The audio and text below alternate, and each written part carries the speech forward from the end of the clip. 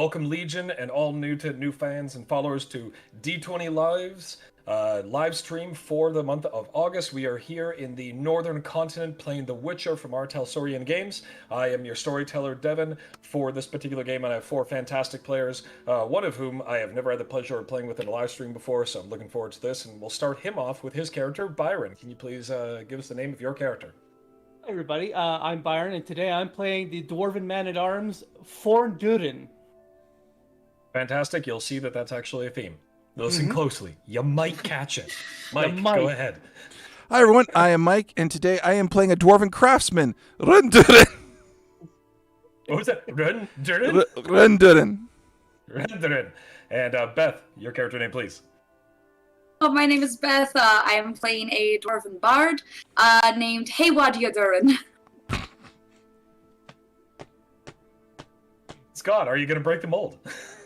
Yes, appearing as Sir who didn't get the fucking memo. I'm Scott. I'm playing Martin, the Elven Mage.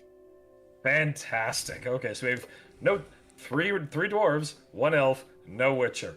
This is going to be fantastic. All right. Nobody no talks humans to either. us. What, sorry? No humans either. No humans either, yeah. No, just the elder races. But we love our elf. We feed him, and they look how tall he's grown. He has grown quite tall, aye. Such a grand lad. By the way, anyone who complains about my accent, I have 3 Scottish people here. Sorry, 4 Scottish co-players. None of them have told me it's bad, so suck it. You've also not told him that it's good. Hold up. Fuck Where's you. the fourth? Where's the fourth? Isn't Beth a little Scottish? Yeah. Yes, but that's just 3. Oh, Scott, are you not Scottish? I'm Irish. How the hell should I know? I tried. I'm going to hide behind my character now. So the Italian Armenian. The Italian Armenian, how to be yes. The year is 1211. For those who are not familiar with the timeline, that is a full 42 years before the established and canonized in the books and in the TV show timeline. We are still taking place in the northern continent. And my players, you have just arrived into Cadwin, which is the far northeastern province. Well, with all the provinces still with their established borders. Actually, I'm sorry, Scott. Sorry about that. all bullshit aside, I am sorry. After having crossed the Kestrel Mountains, a north-south transitioning mountain face between Corvir and Povis and into Cadwin.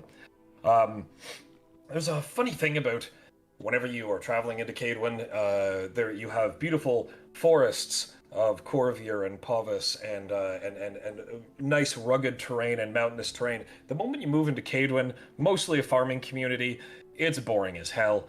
There is nothing but rolling plains. It's for those who are familiar with Canada, it's like going from British Columbia directly into Saskatchewan. There's nothing for miles, just endless roads and nothing but plains. So those who can travel magically do.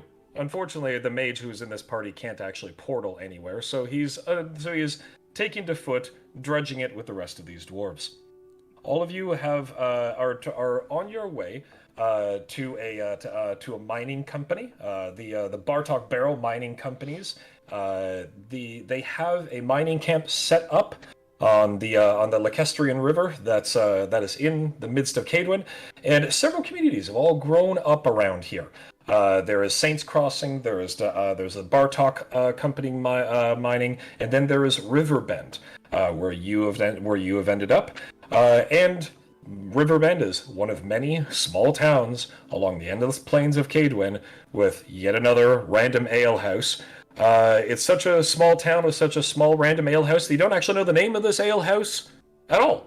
You don't know the innkeeper's name. He's a nice dwarf gentleman, but you don't. But aside from that, you were just happy to get off the road and have a swig of ale and some food that you didn't get food poisoning from. So that's a plus. You spent the night there, happy to get off your feet. And the next morning, you receive a banging on the bottom half of your door. Oi, You and your companions have a visitor from the Church of Creve. It seems he's keen on making friends. Don't know how he knows you, but he's already bought you all breakfast. Already paid for. So he's just waiting downstairs for you. I told him to sod off, but they paid, so not gonna be that impolite. Take your time, but just wanted to let you know. And you hear the footsteps retreating down the stairs. Is that our innkeeper? All of you. That is your innkeeper. Yep. Is he a dwarf like us? He is. Fascinating. No, he's a short person. He could be. Or a gnome. Could be a short Apparently human. there Yep, are or a gnomes gnome. in this setting, though they don't Yes. ever show up. Yep. Not Yeah, that I know they're of. smart. They stay away from the humans. Yeah, really, right? Exactly. Smartest race in this whole fucking thing. So, all of you are given some time to dress, prepare yourselves for the day, and as you make your way downstairs, a youthful-looking man with the yellow and green robes of the Church of Creve, with a sash accordingly, and the two red interlocking lightning bolts of Creve, sitting at a table, waiting for you. You see onion soup, fritters, and some hard bread and cheese, all arranged on plates for you. And he's got his back to you as you come down the stairs. But as you approach the table, he leans back, like, "Oh, just as I prayed, just as I needed strong, virtuous, resourceful individuals. I had heard there were some newcomers to Riverbend. Please enjoy the fritters, enjoy the onion soup. And tell me of your travels. I have some conversation for you, please." And he invites all of you to sit. I'll get the morning ale, please. I make Wait. out at 2.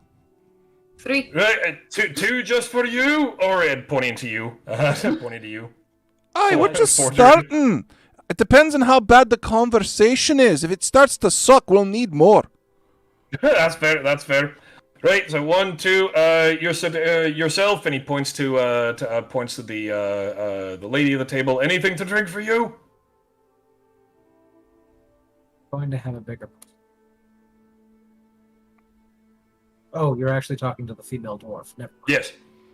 Oh, you're talking to me. Isn't that playing a dude? Or Yes, I am actually playing a guy. Yeah. Done. All right. So he gets the rest of the drinks for all of you, and you sit down at the table, and the priest leans in and lets you all start your meal, and after a polite period of time says, "Strange things have been happening in our quiet little village. Some young people have gone missing. 2 in particular. We believe that they were last seen. Their names, by the way, are Macklin and Winnie. My heart aches for their disappearance, and we don't know where they've gone. And they've seemed to have disappeared into the Alderwood. And all of you know that the Alderwood, the river, is sort of bisects where these towns are. Some of the towns are on one side of the river, the others are on another, and all 3 of these towns border the Alderwood, which is an expanse of forest rumored to be haunted, that stretches off far to the south. This is right. They were last seen several days ago. We have sent in several scouting parties looking for them, and all of them have returned. The scouting parties have returned, but they returned within an hour of having gone into the forest. And they claim to have not found anything, not seen anything. It's as if the forest swallowed them up and spat them back out. Not harming them, not hurting them in any way. But we have yet to be able to actually get into the forest and find out where these children are. I have also heard, though, and he quiets his voice at this point, that the other 2 townships have also lost some children, but we don't talk about that here. I'm concerned about Macklin and Winnie, myself. I'm concerned about my flock. I'm concerned about their parents. Their parents are obviously both very worried about their children. And upon the safe return of Macklin and Winnie, if you happen to find them, you'll be paid 200 crowns for returning them. If there is a creature that's holding them and you manage to slay that creature, I will also throw in an additional 200 crowns, if that's reasonable for you. So, did they leave into the forest on their own, or were they spirited away? No, they left into the forest on their own. They are actually arranged to be married, and their parents were encouraging them to spend time together. One evening, they went out for a walk, from what I understand, crossed the river and in the direction of the alder wood, but did not return home. Have you contemplated putting a fence around this forest? I would more put a fence around the communities, and we put a fence around the communities. Alderwood is massive. Putting a fence around the massive expanse of the forest. That just means you need enough Dwarven craftsmen for the brethren, job. they're used to hovels, caves. I beg your pardon. A cave is not a hovel. There's nothing to find out. That's why I said end caves. There you go. So yes, that's the most that I know. His Macklin and Winnie's parents are obviously distraught, and hence why this reward has been given to any adventurers who pass through here, any groups that pass through here who look resourceful, just with the hopes that they find anything. If you return without them, while we will be sad, don't despair. It is you will not be that you were not the first who has returned unsuccessfully from this. And this may be a bit of a gruesome question, but if we find some kind of providence to ascertain their fates, does the money get reduced, or? No, I would not. You are. I'm asking you for a job, so I would understand. I want you to be paid accordingly and put in efforts accordingly. Well, it's just because, we want the parents to be hopeful, but they also have to be realistic. Because if something did indeed snatch them, then there may not be... We agree. Yep. All right. We understand. So, what do you say? And do you have any questions for me? Or any of the villagers? I can direct you to anyone else around the village that might have more information. But if you have any questions for me... Has there been a history of people going missing in this wood of yours? Only in the... As I said, this town is within the last week. There has been rumors of the mining conglomerate outpost having lost 2 individuals. No, but prior to, like, let's say the last month or two, like in years past. And not that I know of. I'm a recent transfer here from the primary church, but not that I know of. Is the church new to having a presence here in the area, or have you been here for a long time? The Church of Creve has had a presence here for many years. I am simply the most recent steward of this flock. The search parties that went in and came back, did they find anything, any creatures?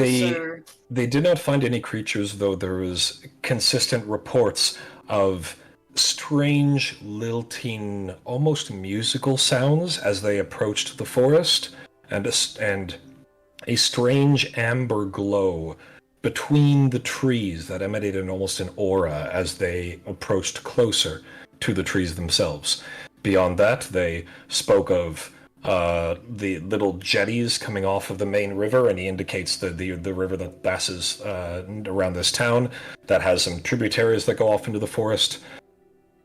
Animals, deer, that sort of thing. They know, but all of them describe that they are traveling somewhere between south by south-southwest into the forest, and then they come back out. Almost as if they got lost and turned right around within an hour or two. And it was all humans that you've been sending in?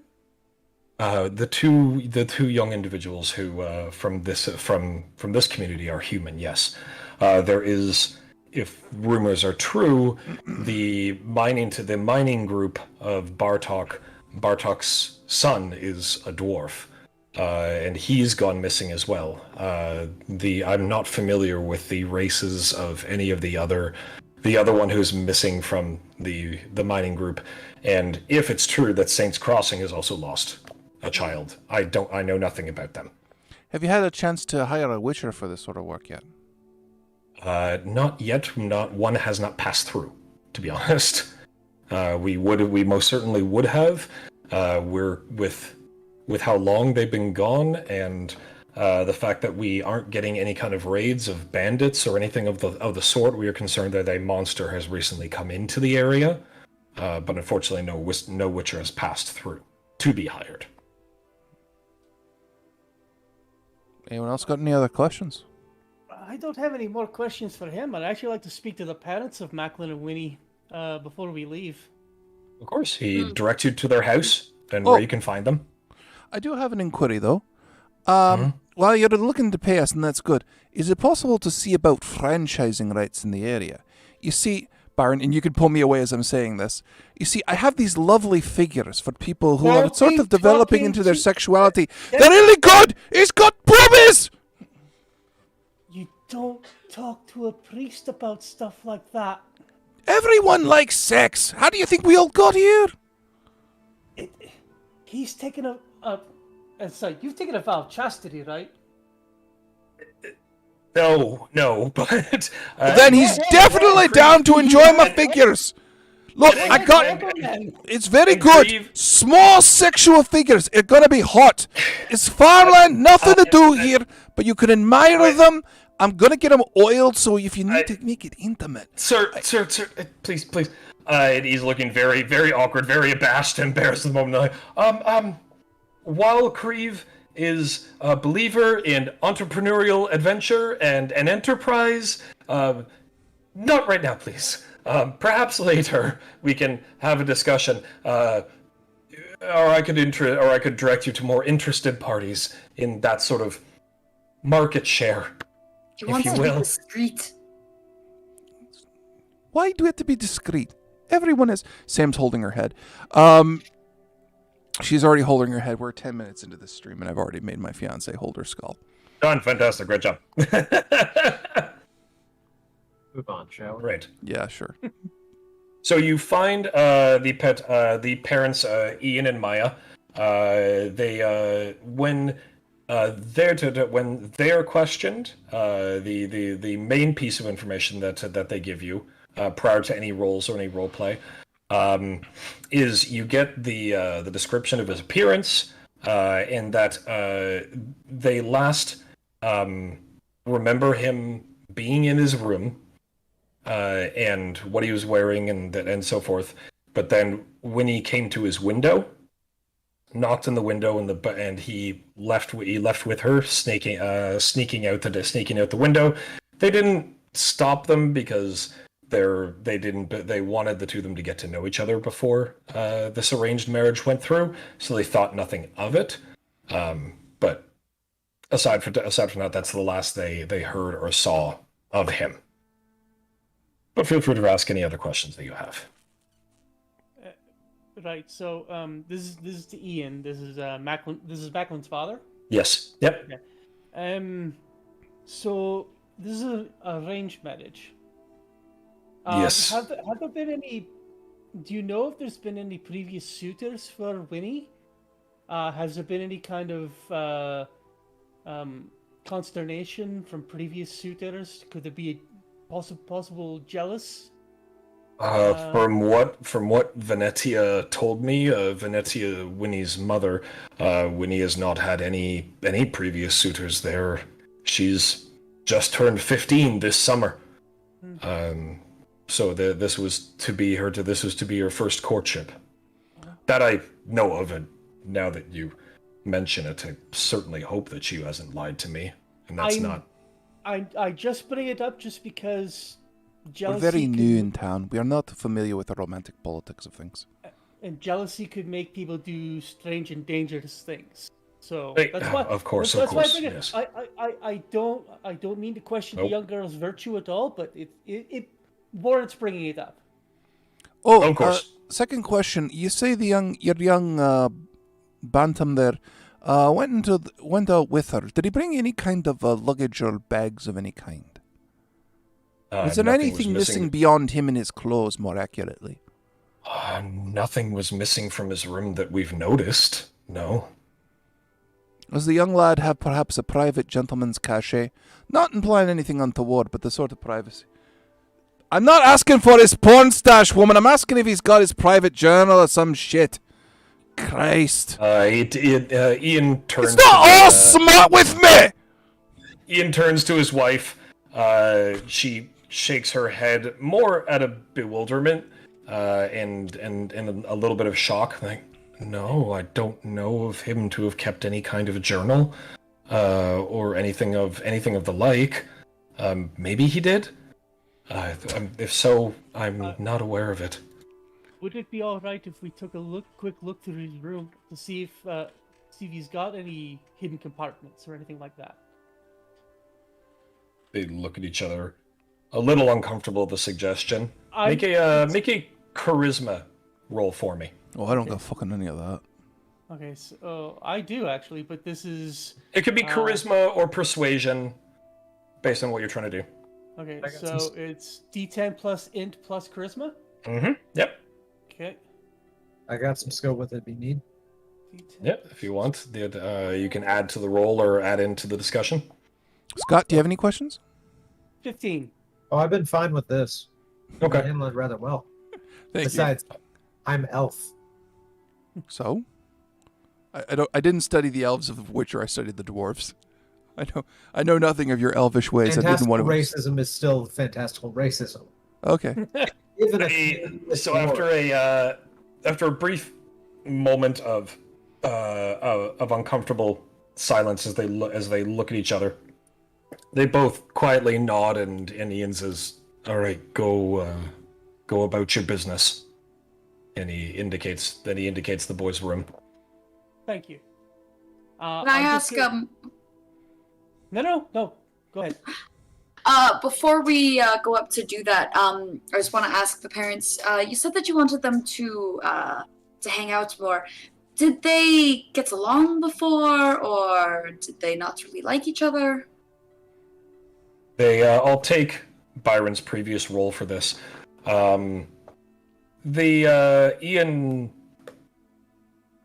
downcasts his eyes a little and nods his head.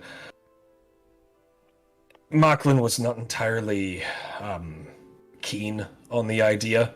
The two of them have grown up together. They've known each other for a long time, and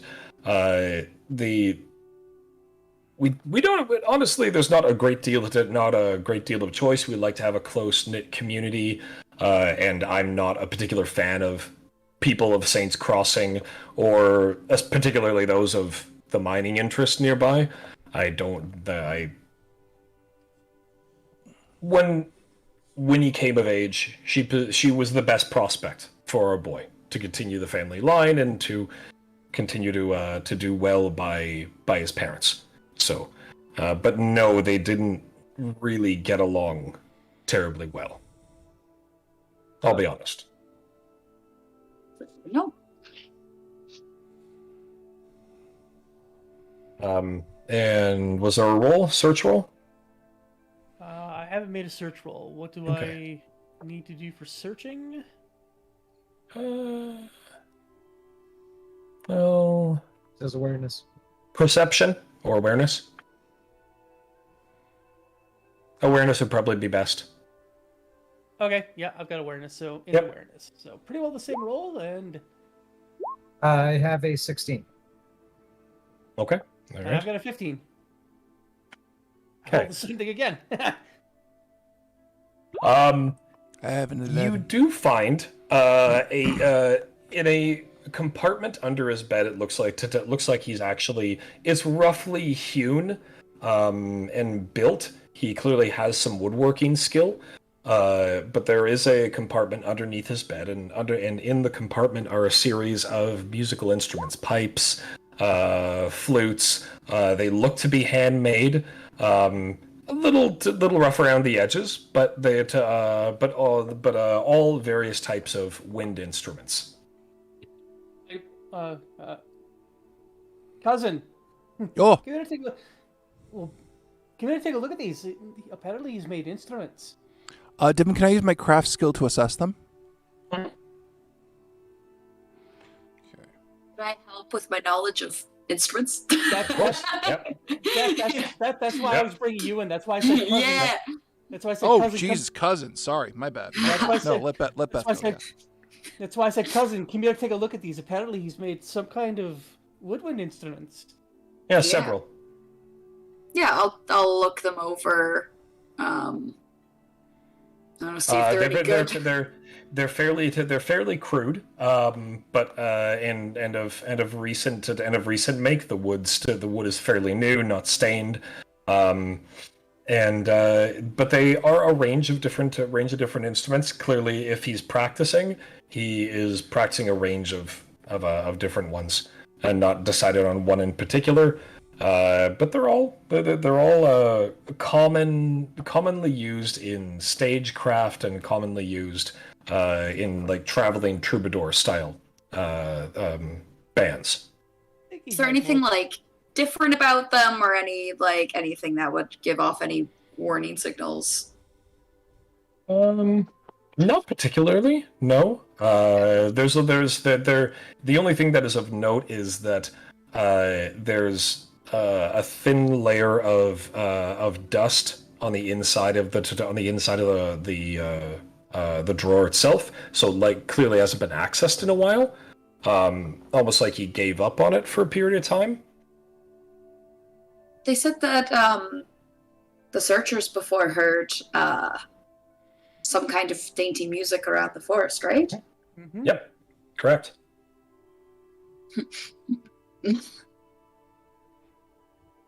It's Does it look like there's anything missing? No. So all of his clothes are still here. All of his clothes are still here. There is a single drawer open. Looks like he was, and the parents did say that he was late at night. He probably was about to go to sleep, but he must have opened his drawer and taken a set of clothes. It's a little disheveled, like he pulled out a set of clothing with him and then left with Winnie. Because there are some clothes that have been half pulled out alongside of it, ones that were underneath, perhaps. You think if he had these hidden, he'd probably want to take them with him. If he thought he was going to leave for permanent at the time. Let's hold on to these. Mm-hmm. So if we find him, we can basically go, look, lad, we managed to bring these with you too. So if you're looking to go into barding, that's if we find him too. But I think it'll probably be good. So just in case. All right. So I don't let his parents know that I found the woodwind instruments. I just put them into my satchel because he obviously had them hidden for a reason. Yep. So we just don't know that. It's all speculation at this point. Okay. But yeah, I put them in my satchel for now, so that way, in the event we're able to get to him, we'll reunite him with his craft. Okay. So, is there anything else you want to do in the town before going off to explore into the woods? We go speak with the wee Winnie's parents before we leave.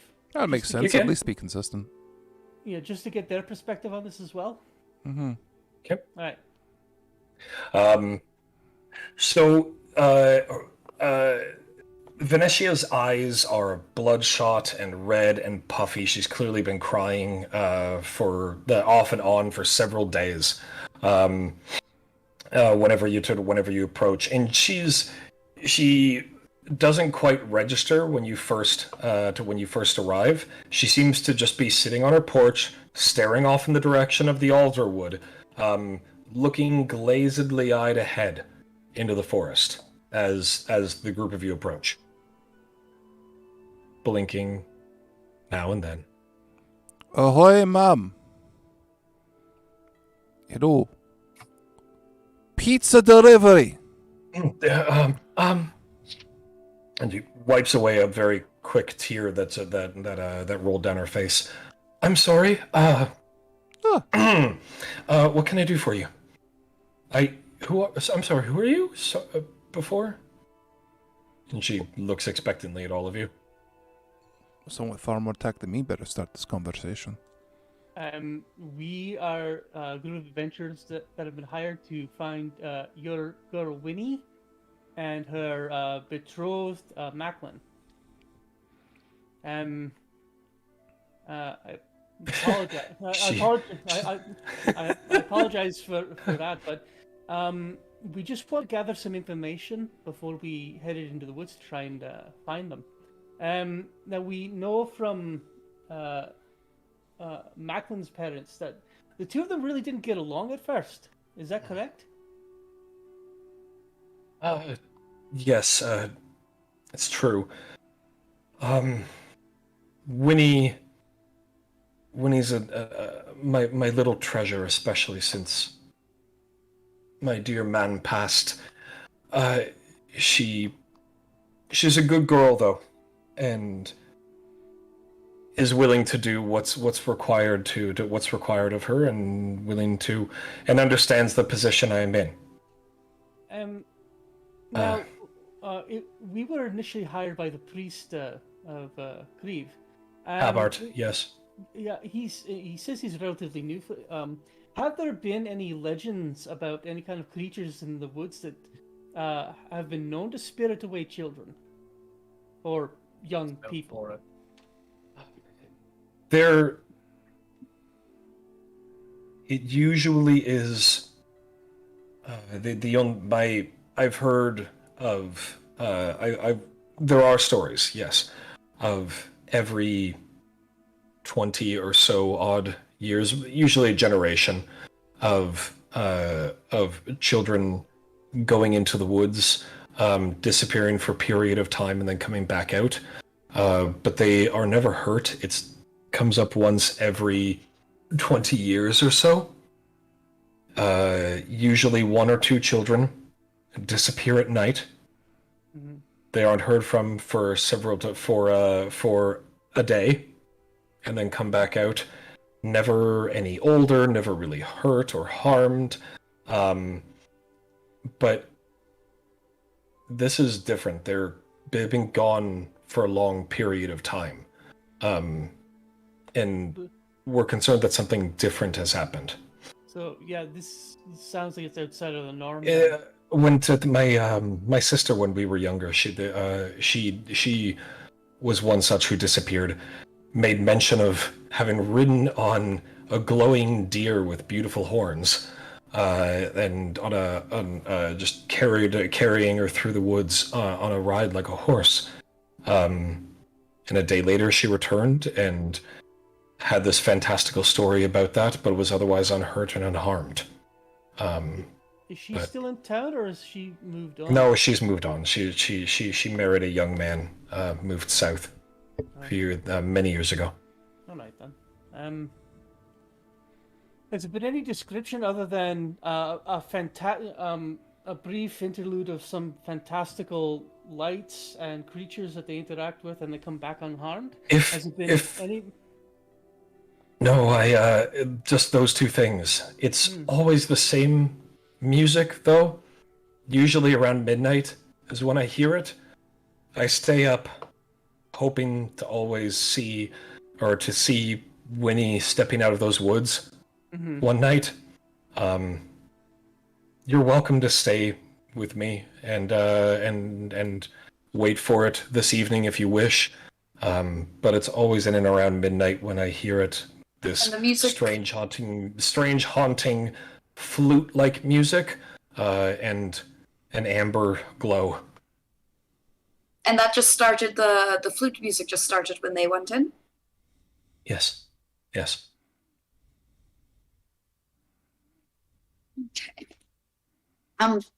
We want to speak to the miners as well. They were potentially missing some. Is that like nearby, or is that like? No, it's the town is the town is each of the towns are about half a day apart from each other. You can see them because again it's flat. It's flat farming land, but they're a fair distance from each other overall. Hey-o! I asked You're missing anyone. when we're away from the lady. I ask Scott's character, do you have anything in your magical Rolodex of information that would kind of match up with what we're dealing with?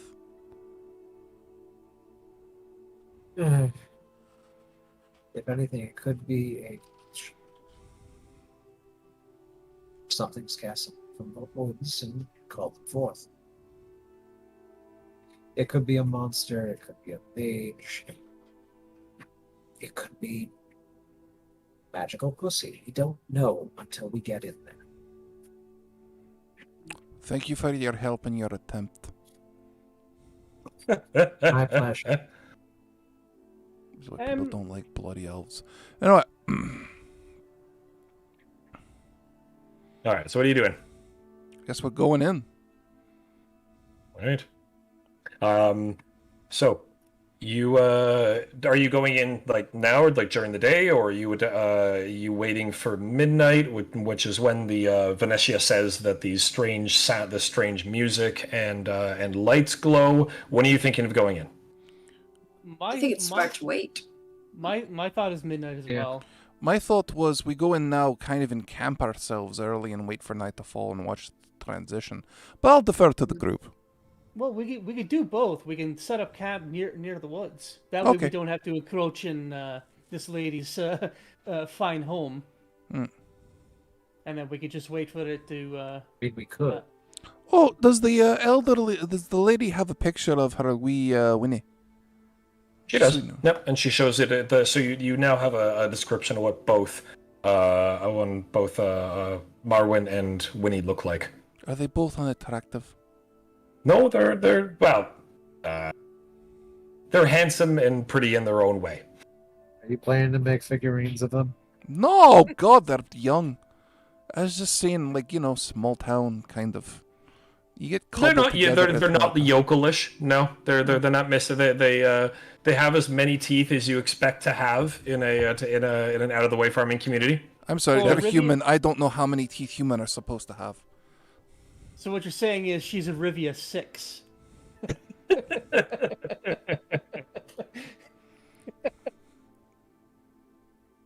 Okay. Oh, So you God, spend I'll be a that. You spend the day or the rest of the day camping outside the wood. You see animals coming and going through the wood. From the exterior, it's nothing different. You see squirrels and foxes off in the distance with good eyesight. There are birds and other insects that you can hear easily. And as night goes on, the animal sounds lessen, the insect sounds start to chirp, and it's around just before midnight when the forest does change. It's almost like there's a small sun that's emanating from somewhere deep within the forest. And it isn't until you're actually quite close that you can see that a miasmic fog is actually also starting to move between the trees. Mm-hmm. It's not just closer that you see that this amber light that's coming, that seems to peel out from between the trees, is actually this probably a single light source that is being refracted by the fog. And encapsulates all of the general area in the direction of the town. It gives off a ruddy amber glow off all the trees and in the air, and you start to hear the lilting sound of flute that's being played. Haywad, you can tell that it's just a single instrument that's doing it, but it's well into the forest, just based on how far away it is. How many flutes did we get from forget what the boy's name is. Macklin. Macklin, thanks. Yeah. I think it was Macintosh. From Macklin's house, how many flutes did we get? 3? 4? They've heard wind instruments. One of them is a flute. Okay. But yes, the other one is a series of pipes. I actually can't remember what it's called. Panpipes. What? Sorry. The panpipes? Panpipes. Thank you. Yeah. So there's panpipes. There's a flute. We'll say an ocarina, because that's another wooden flute-like instrument. So just a series of different wooden wind instruments, but a single flute. I open my satchel to take a look at the instruments that I took from Macklin's place. Are they or is there any kind of change to them with the music playing? Nope. Okay. Can I take out... Should I use one of the flutes, or should I use my instrument? Up to you. I'll try mine. I'll take out my violin. Okay. And can I just start trying to play, like, along with the flute, like accompanying it? Okay. All right. Make your appropriate skill, like class skill roll, or what it is for bard. I don't I think know. performance. Performance would probably. Oh, Yeah, yeah, I believe it's there's- performance. Yeah. It's Okay. busking. Busking, thank you. Busking is the bard particular one. Did they actually call it busking and not just straight up performance? Yeah, it's busking. Busking. I'm looking Yep. at it right now. Yep. Um, I know, but it feels a little dismissive. Buskers No? are a fine profession.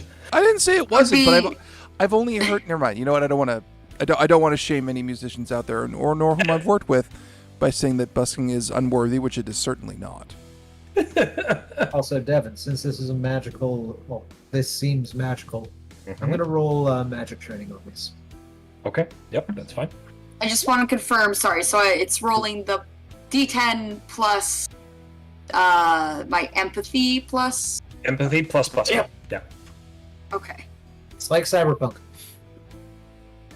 Woo! So I did a D20, so minus 10 from that. All right. 22. Wow. So as you begin to play and you immediately catch the tune that's being played, your ears are that well trained, you begin to play alongside it easily, and then there's a subtle change in it.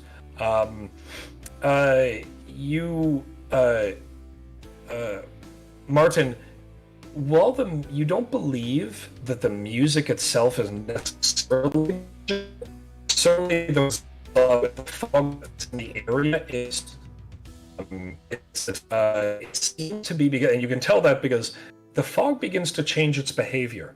It seems to be moving in a more the wind is moving at a faster pace now, because what ends up happening is the flute now changes its tune. It's no longer a haunting melody the moment you join in, hey you, hey what. It starts to counterpose a different harmony, almost as if the music is saying, oh, well, hello, and is now wanting to challenge you and say, all right, well, you can pair with this piece, let's see what you can do with this. Improvisation. And the music responds to you as if not as if it's in a challenge, but not a confrontational way. Mm-hmm. But it's like, oh, a fellow Playful. player. Yeah, a fellow player. Let's see what you can do here. And Martin, you see that the fog is now almost dancing, as if it has drawn in all the trees as dance partners. And the fog is moving between them and drawing them in. And it's creating a very hypnotizing pattern. I need all of you to roll resist magic, please. Resist magic first. Oh well. Well, no, Martin, what were you doing? Sorry, I talked over you. No worries. Okay. First, resist magic. 15. Okay. And monster lore. 17. Okay. Yeah. And so there was the resist magic was 15. Who else has done a resist magic? Oh, 8, 11, and Byron. What stat are we rolling this against? Will. Will. Is it yeah. will? Okay. If you don't have resist magic, it's just will. There we go. Okay. A big old 9. Okay, fantastic. So I'm missing Noah. So, I as the dancing between the trees and the dance in the fog happens, all of you want to go inside. You want to join as dancing partners of the trees as you begin to stand up and walk into the forest. Can I keep playing as I walk? You want to keep playing. Oh, okay. You don't want to stop playing, in fact. Oh boy. Because now that the forest has presented a counterplay challenge to you, well, you're any self-respecting bard, you don't want to back down. Yeah.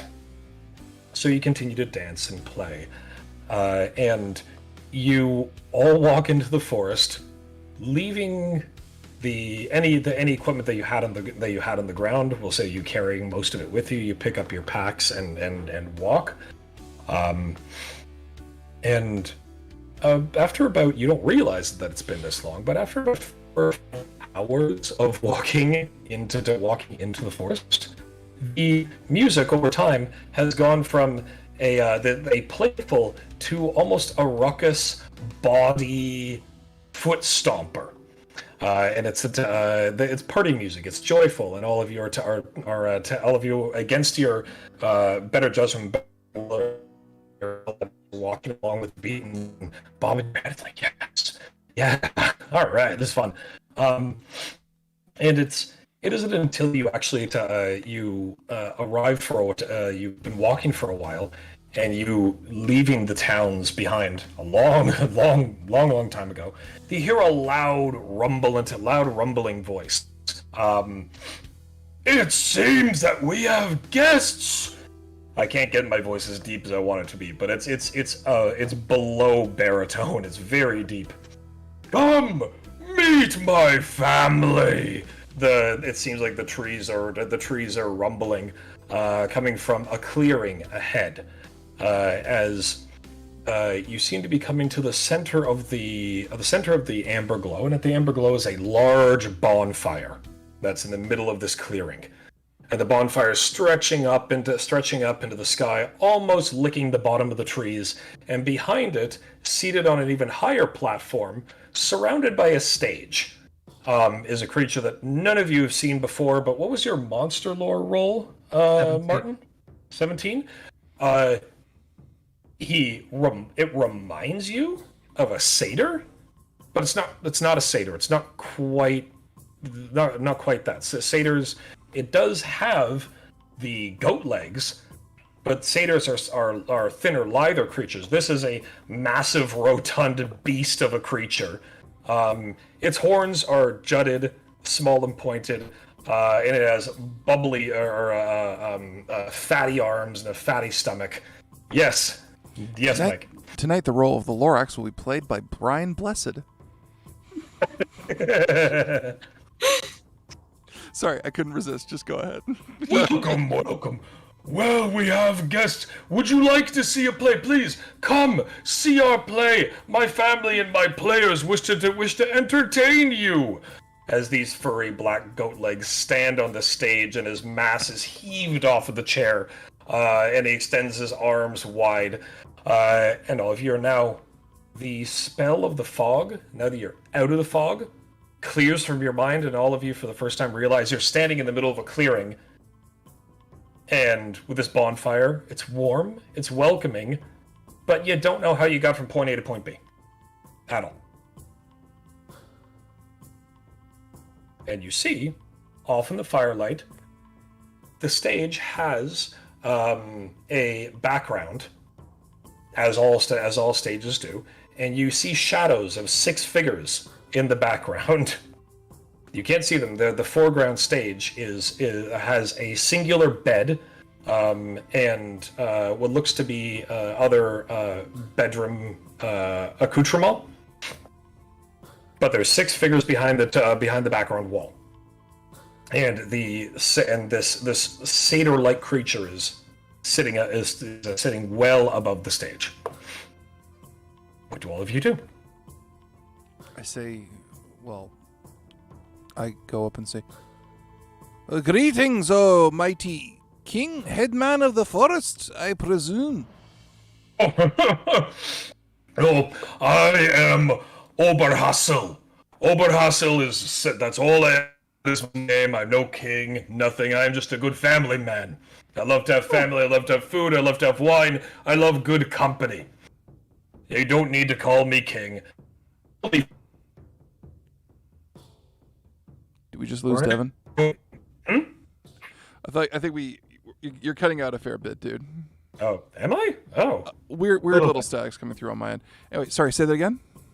It's like, I know I have a fan. I am, I am a family man. I want those to welcome all you're making. You don't call me king or patron. That was human terms. Please sit. All right. I love Scott's face. He's like, I don't know what to make of this.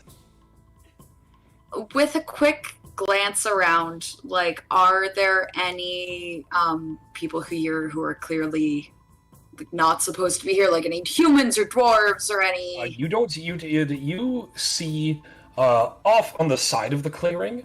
There is 3 beds on either side of the clearing, with a lockbox in front of each of them and various decorative items and so forth. But there's no one actually here aside from the 6 figures that are behind the background of the stage. You don't see any. You are the only other beings that are in this clearing, aside from the beast that's atop that's sitting atop the throne. In that case, Mage has to step up. Rolling social etiquette. 17. I am as All right. personable as I ever could be. I am trying to ply him so we can at least get better information than what we currently have. All right. Go ahead. What was his name again? Obhassel. Great Obhassel. We thank you for Yes, inviting yes. us. What is your name, friend? I am Martin. Martin, welcome to my stage. Welcome, welcome. Please, won't you have a drink, food, anything, while we chat? I would be happy to do so. But first, your stage. Do you have a Yes. performance going on? There is. We are practicing a new play. My troupe. This is a play of just 2, but but most of my troupe are practiced in many different art forms and plays. 2 But yes. acts or 2 actors? Hmm? 2 acts or 2 actors? 2 actors for the current play that we are working with. Actually, no, there is 3. I apologize. I'm getting my plays mixed up. You keep raising the stakes. No, I'm just getting on in years. So you've been at this for a while. Yes. I'm very proud of all of the plays and musicals that I've put on. This is not a musical, though. It is because there's no singing involved. It is more, I would say, interpretive dance with a strong musical accompaniment. Sorry, Haywood. They don't have need of you this time. Maybe for next time. I'll have to keep it in mind. Would you like to see the dance? Oh, of course. What about the rest of you? Oh, I I've think already- we're along for the ride. Oh yeah. Let's Right. see why not. So a pan flute begins to play from behind the screen. There's an opening melody. The curtain rises, and it's a pastoral scene with the bed in the center stage. Of the 6 people who are behind, only 2 remain. You immediately recognize them as Macklin and Winnie from their descriptions and drawings. They are singing, but they're not actually singing. It's the music that's accompanying them. Almost sounds like a song. And the husband and wife begin to dance, all in their bed, around their bed. And suddenly the husband stops and falls asleep, falling onto the bed and falls asleep. Rising from the bed, the woman looks very confused, looking around. What's happened? What's going on? Pokes her husband. He's asleep. And off from stage right, a third figure comes in, this one dressed like, well, the creature on the throne, above the stage. And this creature begins to have the dance with the wife. And they're dancing around the bed and dancing in the bed with the husband there.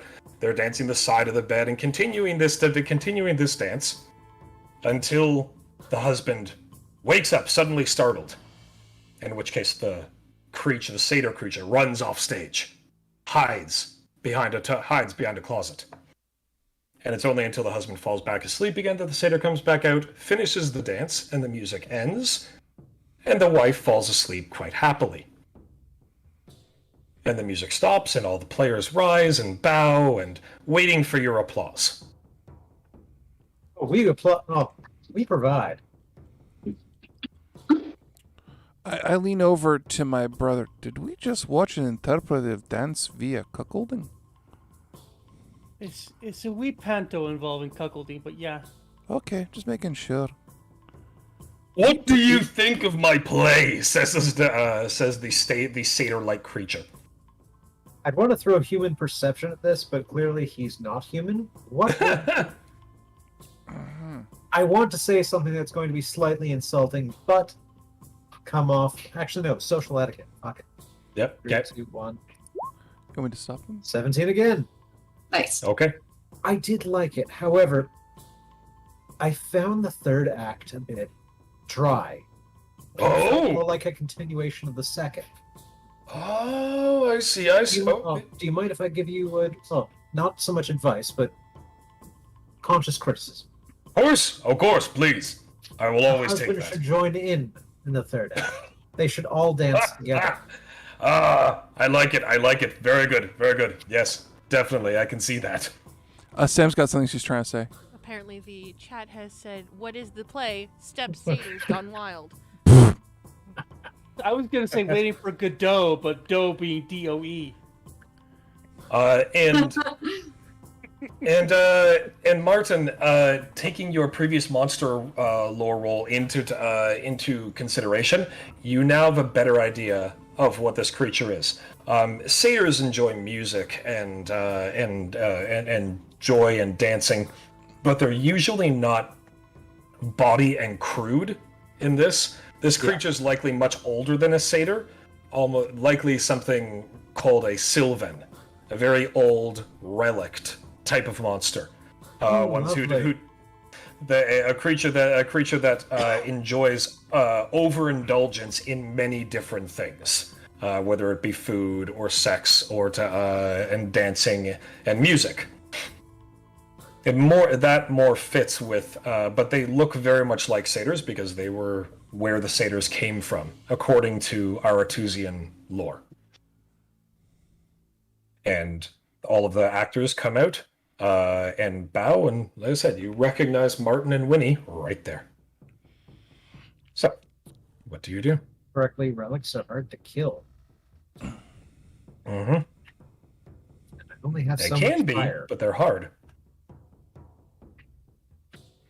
Where do you find your actors for your interpretive performance? It is when I play my music, I let it out into the world and let those who the music touch come to me and join me in the revelry and in the dance and in the plays. I do not choose them.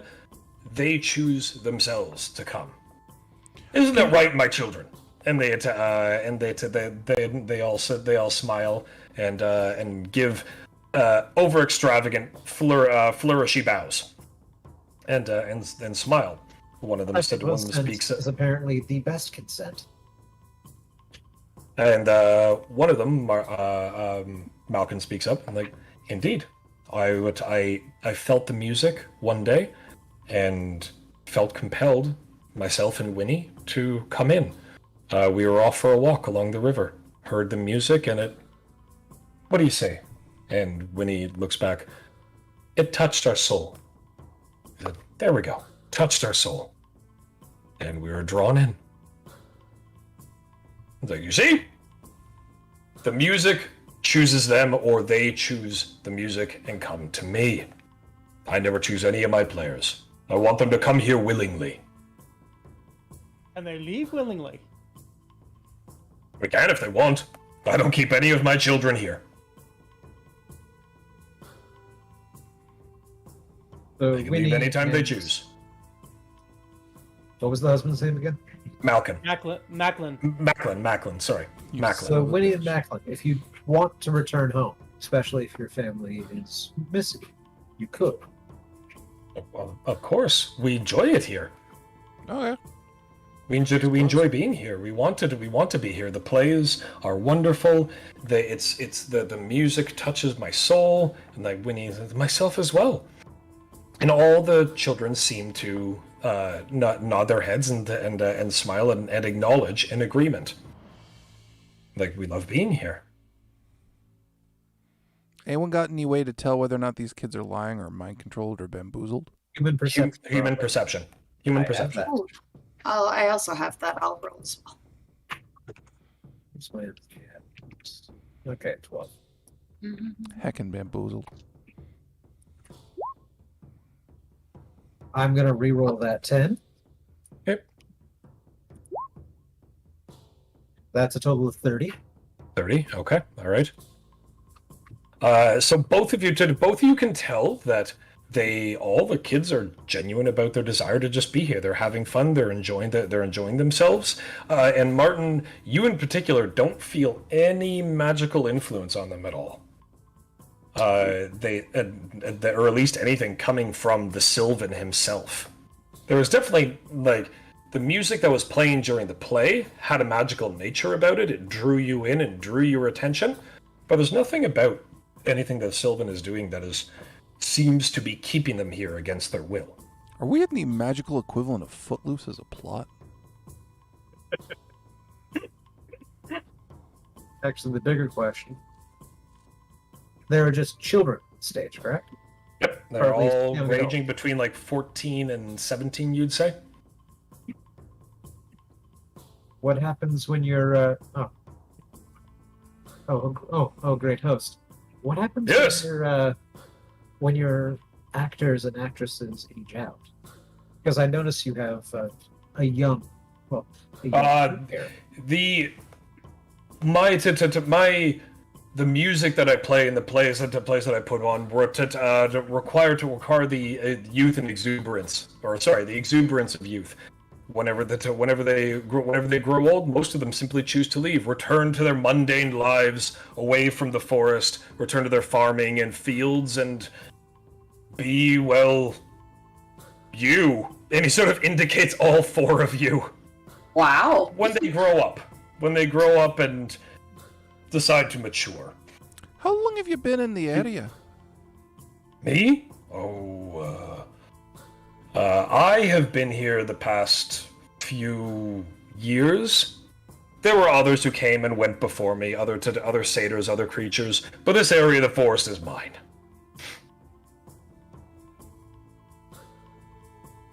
Can I interest you in some small pornographic figurines? Oh, absolutely. Oh, I take gold and I start. I'm like, I'm running out of ideas on this one. Has anyone else got a thought? Because I don't think we're in a market. Is there a concern? You are not the first ones that have come in here of late. Many people from the town have come in. Is there a concern over the children?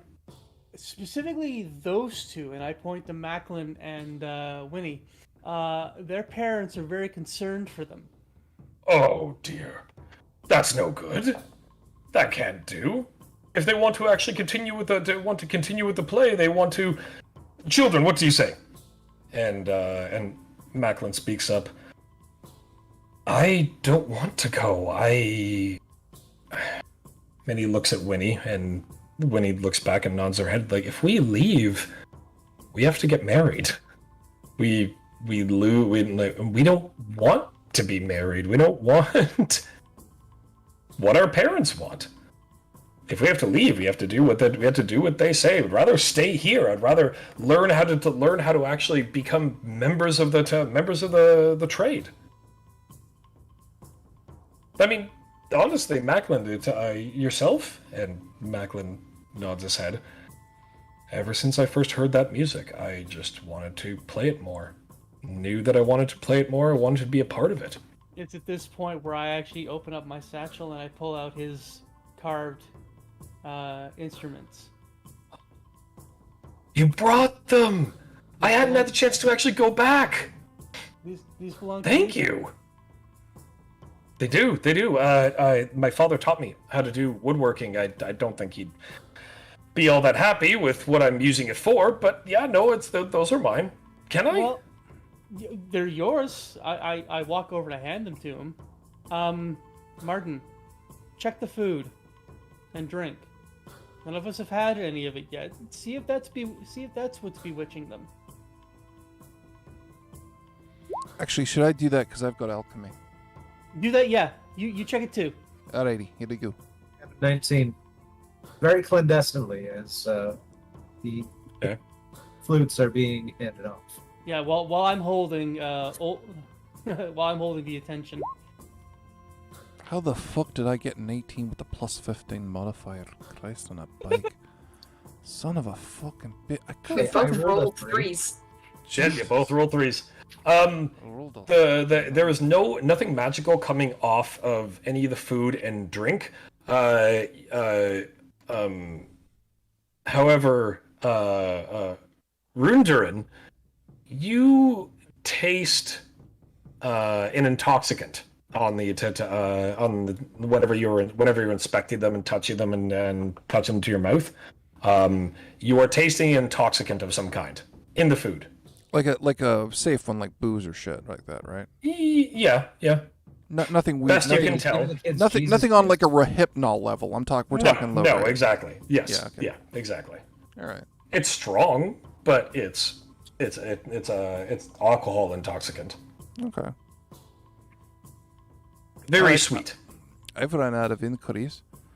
So wait, hold on. Oh, It's Captain Blackpants.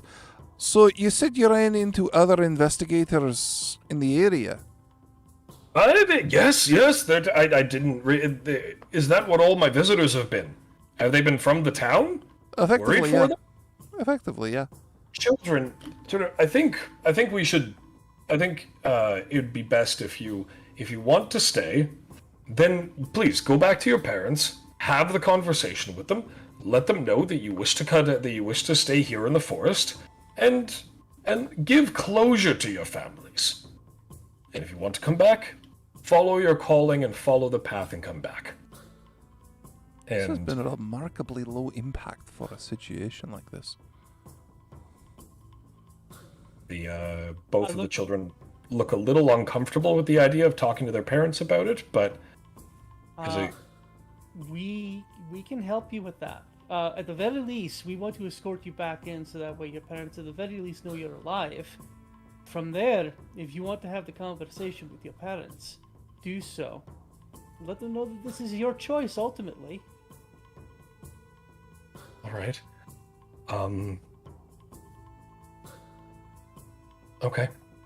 Yeah, and they both nod in agreement. I think this can. Yeah, let's go back. Let's go back and talk to them.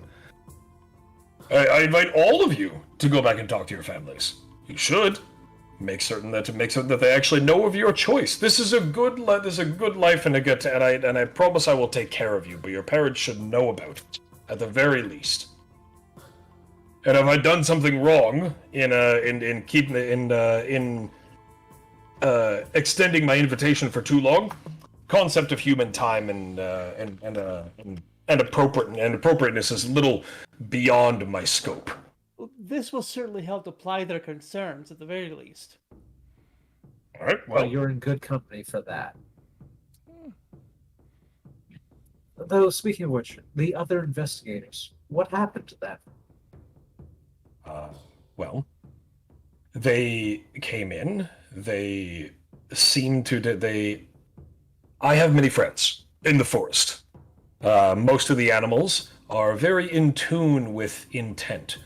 The group of you had approached with a sense of curiosity, with a sense of concern, and I imagined the animals simply didn't feel you were a threat and let you pass. If the other investigators that I saw came with ill intent, my forest would have ensured that they left from where they came.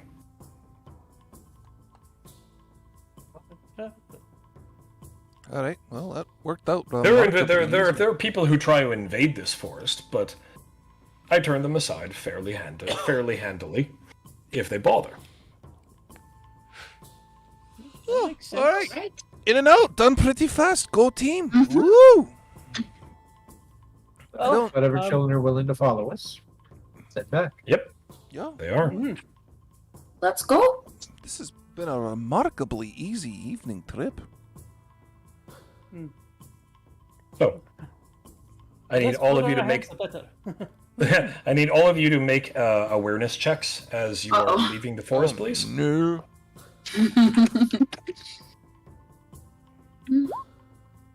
15. Ooh. My elvish eyes don't see shit.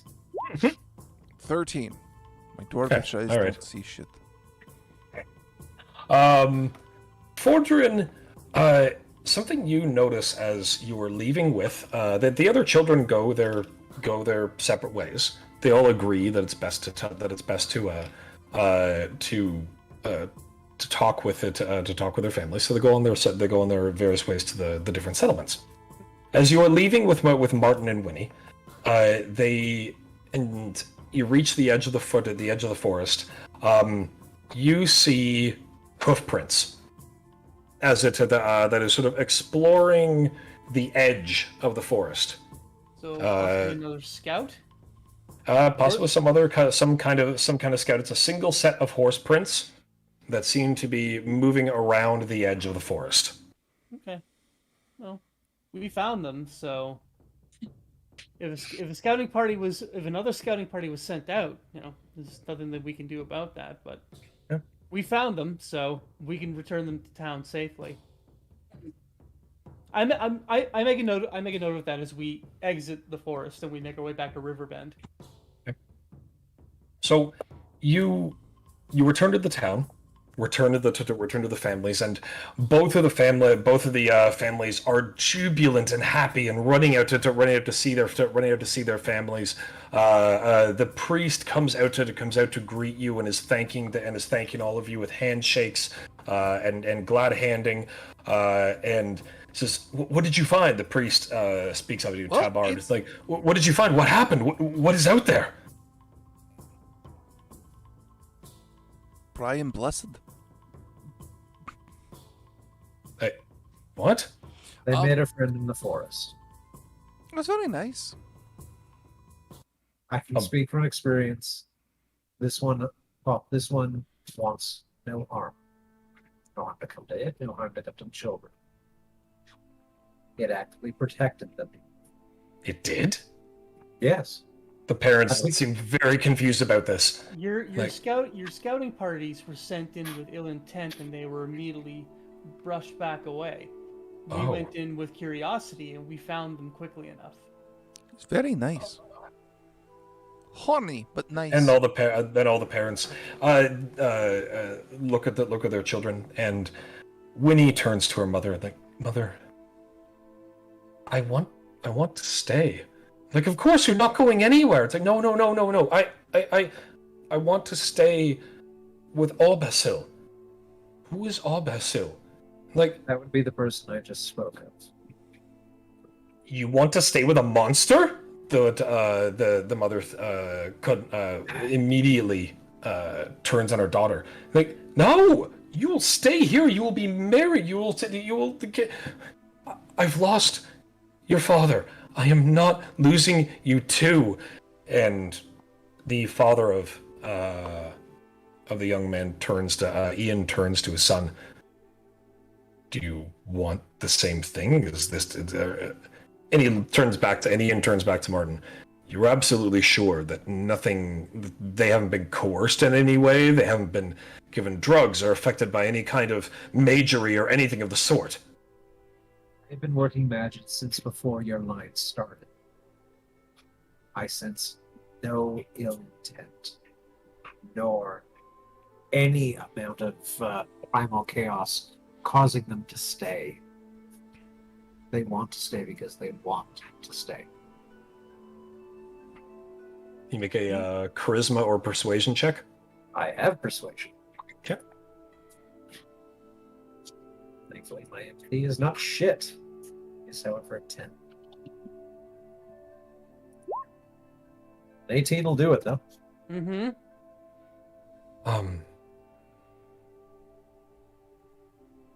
Both sets of parents are looking very confused and distraught. And Winnie's mother speaks up. No, we can't. Venetia, your sister went into these woods, too, when she was younger. And she didn't experience any harm. Our thought is, she became a player in one of the plays as well, and when the play was done, she came out and she was not harmed. When they reach of age, if they choose to stay, then they stay. If not, then they will return. It's just a longer gap between...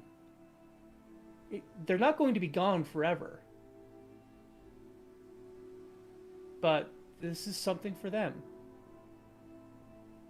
Venetia. I was Was rolling that empathy roll? to pick up the. I was rolling empathy to pick up the spare after. Okay, all right. Oh shit! That was with a D20. Never mind. That does not count. We can subtract 10 from that roll. Yeah. No. This. Okay. 13. But I'll wait till Byron's done talking. It's not bad. Yeah, at that point I'm finished talking, so... Now, I understand losing your child to something that you don't quite comprehend is a terrible and frightening thing, but really it's the same thing were they to go off to the city, or to go off to a different township, or any other thing. You have to allow these wee bairns to grow out beyond... Why did I just say wee bairns? To grow out beyond their ken, and allow themselves to expand. And if you need to fill that void in emotional passion, I can interest you in some lovely, lovely, lovely figurines. You had them and then you lost them. This is a marketing opportunity. Not right Never would I now. never would I think of the words passing my mouth. You are hornier than that relict. I rolled one personality trait, and it was hedonistic And you are pursuits. going balls to the wall with it. I am. I have fancy clothing. I'm arrogant. I have a lot of trinkets. I don't value anyone, and I have hedonistic pursuits. I am role-playing my character accurately. I know. And I have 30 years of whoring behind my belt. My God, you're hornier than I am. Venetia looks at you. No. I can make it a non-sexual remembrance. I'm very good at crafting. And she turns back, and the priest pats you on the shoulder. You and I can have that conversation later. Everyone Perhaps ignores the yes, money. perhaps a memorial or something that is a bit more suitable to temporary loss. The mother's return name again later. is... Pardon, sorry? The mother's name again is... Winnie's mother is Venetia. Venetia. Venetia. There's a chance when she is older she will return. You can choose to let her go now, have the chance of her coming back to you, or to try to keep her here and lose her forever. The choice is yours. And this is genuinely what you want. She looks to her daughter, and Winnie swallows softly and gives initially a soft nod, but it becomes a firm nod as she comes to the decision of knowing where she wants to be at this point in her life. Yes. I'm not saying I won't come home. I'm not saying I won't marry. Neither of us want this. You know we never have. And maybe later. I don't know. Right now, I want to see the world. He's promising us to be able to see the world, to perform. Maybe I can see the large cities. Maybe I can visit Temeria one day. I don't. Please, Mother. The only one from our group getting a bad feeling still. Not a good feeling, but the other choice is trying to take down a relic with no silver. Yeah, I lean over to Haywin and go, maybe we make the suggestion that they stay overnight, they sober up from whatever the food and drink they've And been think having. about it a little. Yes. Also, I'll say I'll speak to my crew out of earshot of all the parents, but I'll be like, also, was it not implied that he was sleeping with her? Do we not? I feel like we shouldn't want this to continue. I don't think bringing up her virtue right now at such a critical moment is prudent. Good idea, period. But I think the idea of them spending the night here, sobering up from whatever food and drink they've been having with him, and then having them make a decision with a clear head. That's what I'm thinking. It's not a bad idea. What about the rest of you? Because you were the one, brother, you were the one that pointed out the intoxicant in the food. But I've long since abandoned worrying about these children and looking more at the long-term marketing capabilities of this village. I'm kind of only half in it, not gonna lie. Well, let's. Don't get me wrong, I don't want anything bad to happen to these kids. I just said it legitimately never occurred to me that it never actually occurred to me he might have been taking advantage of them. That's why I'm thinking they spend the night, let him sober up, and then make the decision then. Aye. That's What a- sensible. Also, I So- think you might get better business with Fuzzy Pants in there than with the folks out here. Oh, I'm gonna bleed his coin ass dry. Martin, what do you think? This is a messy situation overall. Mhm. Staying the night would make the best choice. Also, can- what was with the horse prince? It looked as though it was just a regular horse. It could have been just somebody else. Actually, I head back to. Thank you for reminding me about that. I head back to the priest and go, did you send out another scouting party? From this town? No, you were the last people who I contracted. By the way, thank you so much. He pulls out. I mean, you say the creature meant them no harm. But here, and he gives you a little bit extra, and leans in. Thank you and your friends for trying to get the families to talk. Have healthy communication, and he gives you a little bit extra and gives you 250 crowns in a pouch rather than just the 200. The payment well earned, regardless of what happens. I think the idea of them, the families having the night to kind of reunite, and then talking further in the morning would probably be more prudent. But no, thank you. And no, we didn't send out any other. The group of you are the last two we sent in. Why?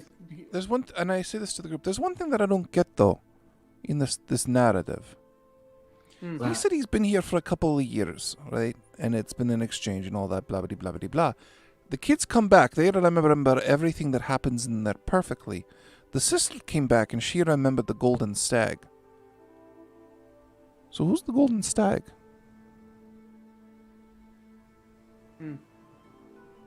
Curious. There may be a little more to this than than initially what we're looking at here. But I think for tonight, the kids stay with their parents, and then sober up, and then make the decision, and then talk more tomorrow, because they may wake up and realize, Should we camp out by the forest again and make sure that there's no sneaking away happening? that's a good idea. I'm down for that. So all of you camp by the forest, let the families stay, and the children agree to stay and just spend a last night with their families, just in case they change their mind, or even if not, to have closure.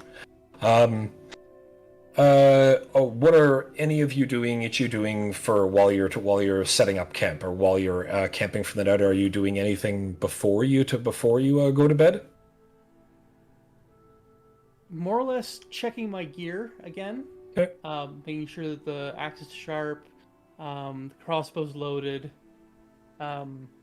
everything, should there be a need for it, I want to make sure that I'm ready. And I put my eye patch over my left eye, just so that way I've got one eye covered in darkness, so that way when it gets nighttime, I've got the primitive form of dark vision. Exactly. Or night vision. Yep, exactly. It's what you used to do. Whenever you're around a firelight, you put an eye patch over, so that way at least one eye is still adjusted to darkness. Anyone else? Sleep away from the fire, close to the town. Okay, all right. I walk into the woods for a minute. All right. And what kind of fruit or vegetation is in this place? Wide variety of different herbs and fruits and vegetation. Some berries, ground roots, and so forth. And as you're going about, I want you to make an awareness roll for me. Oh no. Oh no. Bye. Sam, a little mystery music, please. 16. Is that what I got? Yeah, you rolled twice. Oh, sorry. Yeah, 16. 16. As you're going about and you see blackberries and candelarian and witches' ives and all things that you're used to, your eye stoops on a couple of different one bush in particular that along this not so much a row like you've seen a farmstead, but natural growing sets of plants. One section of plants in particular is nearly completely bare. It's just like there's berries, and then it's been picked bare, and then more berries and more berries you catch as you're wandering through the woods. What plant is it? We'll say it's winter's ivy. It's used in various alchemical concoctions. Sometimes some forms of intoxicants, sometimes some forms of explosives. Just depends on the amount and what else it's combined with. But it's picked clean. And as you look around, you see that there are a few other sections of the forest nearby that some sections of leaves have been ripped off, and other areas of some flowers have been pulled out from the edges of a flower bed. And they're all plucked with a great deal of care and skill. As an alchemist, you're like, oh, this person knows what they're doing. They know how to gather ingredients without harming the plant. So it will continue to produce. And you know that you don't know of any alchemical concoction that all these different, esoteric ingredients would make. But you know that they are used in alchemy. I note them down in my notebook. Okay. Do I have matching components in my pouch? Because I have 50 gold pieces worth of crafting components. Yeah, you do. Yeah. Okay. I start matching them up in my head, like what pairs with what pairs with what. Okay. You know that these would work together, but you're not familiar with any recipe that these would go together in, like that you've made yourself. You know what they all are, and technically they can be combined with other unguents and liquids and so forth. All of them boil and they react to alchemy, but you know of no recipes that these would work together with. And anything that you do try, you'd have to try it out yourself. All right, let's go do that back at the camp. Okay, all right. I harvest a little bit of each, I just start mixing back at the camp. Okay. You making dinner? Back at the camp. Okay. You making dinner? Sort of. Okay, and Byron, since you have effectively you've set yourself up to have a bit of a, I'll give Martin this role as well because he chose to stay away from the firelight, so his eyes are not being as blinded as much by the surrounding light. So both of you make awareness rolls, please. Rerolling the 10. 28. I got a 13. Okay, Martin, you as the moon is rising and moving, before it goes behind the alderwood trees, you catch way off in the distance the tiny remnants of a gutted fire. You can see trails of smoke. The fire's clearly been washed and gutted, but there's just little wisps that are still there. You guess that it was put out probably an hour ago, but you see it. It's on the edge of the forest, a good distance away, but it's still there. So someone camped, put out the fire, and they've left. Yep. Get back up. I think we have another friend. All right, let's go quickly. Campfire over yonder. Let's go quickly take a look. Forgerin, you get these into a concoction. Oh, I'm Renderin. He's Forderin. Oh, sorry, you're Forgerin. Sorry, wrong one. No, it's weird. They all look alike. I beg your pardon. I'm fucking fashionable. Anyway, what do I make? You make a small concoction that's a brackish purple. It's thick but drinkable, and you see it in the light as it's in the bowl. And it reacted, and as these are all mixed in with the different unguents, it starts to bubble a little bit, even outside of the fire. So you've heated it, you've let it cool, you've let it settle, you stir it a little bit, and it starts to bubble inside your mixing decanter, even on its own. And it's this strange, brackish purple liquid. I do the usual tests that you should make, like smelling it, wafting it, yep. And, putting it on my lip just to see if there's a reaction. So you smell it, you waft it. It doesn't have any kind of a smell to it. Mm-hmm. The moment you touch it to your lips immediately begin to tingle and burn, and you realize very quickly soon after it's a good thing you didn't ingest this in any way. It's just making your entire lower lip numb very quickly.